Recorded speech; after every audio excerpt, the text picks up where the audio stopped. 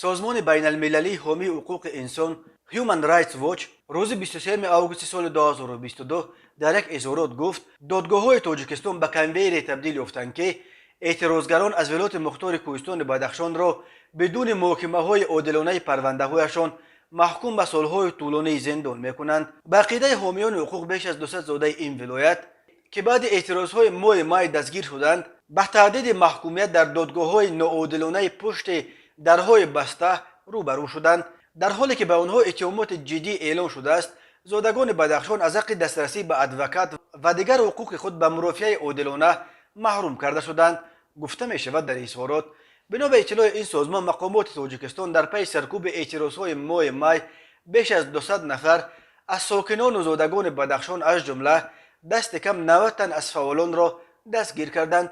هیومن رایتس واچ میگوید در این ولایت دوردست کوهستان پامیری ها به سر میبرند، یک اقلیت قومی و دینی که حکومت سالها باز آنها را تحت تبعیض قرار داده است. حامیان حقوق یادآور شدند که تاجیکستان سال 1999 به پیمان بین المللی حقوق شهروندی و سیاسی پیوسته است و این پیمان کفالت میدهد که هر عیبدار شونده حقوق مرافعه عادلانه پروندهش، دسترسی به ادوکات و وقت کافی برای آموزش اتهامات به ضدش اعلام شده و جمع‌آوری دلایل‌ها برای حمایت از خودش را باید داشته باشد. اما در ولایت مختار کوهستان بدخشان برای 250,000 اهالی همگی 7 ادوکات رسما در انجمن حقوق‌شناسان ولایت ثبت نام شده فعالیت دارند و خلاص. ادوکات‌های دیگر از منطقه‌های تاجیکستان اقرار می‌کنند که آنها را از گرفتن پرونده‌های زادگان ولایت مختار کوهستان بدخشان هشدار دادند. برخی دیگر از ادوکات‌ها از ترس تعقیب از گرفتن این پرونده‌ها پرهیز میکنند.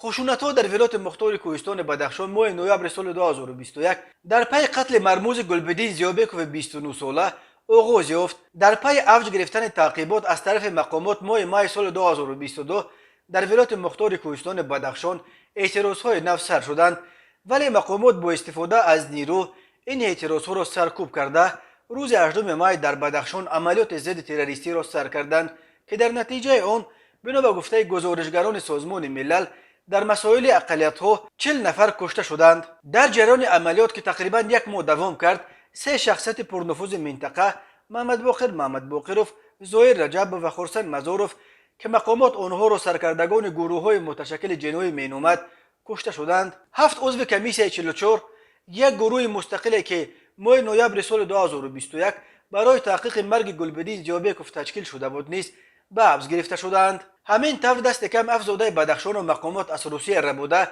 بدون رعایت رسمیات قانونی زوری به تاجیکستان آوردند. اینها اعضای فعال دیاسپورای زادگان بدخشان بودند که از اعمال مقامات تاجیکستان در مورد حوادث ماه نوامبر سال 2021 و مای و ایون سال 2022 در بدخشان انتقاد می‌کردند. آرز وزیربیکوف و رمزی وزیربیکوف هر دو شهروندان روسیه روز 29 ایول در فرودگاه دمدید و ناپدید شده یک روز بعد در ویدیو از دوشنبه پیدا شدند و گفتند که گویا خودشان با اختیار خود از روسیه به تاجیکستان برگشتند. از آن پیش در پایان سال 2021 و اول سال 2022 دو نماینده دیگر پرنفوذ دیاسپورای پامیری ها امردین علوشویف و چهارشنبه فرونیس با زوری از روسیه به تاجیکستان آوردند. روز 7 ایول پارلمان اروپا قطعنامه را قبول کرد که در آن از مقامات تاجیکستان تفتیش مستقلانه حادثه های ماه نوامبر سال 2021 و ماه سال 2022 از جمله تا چه اندازه قانونی بودن استفاده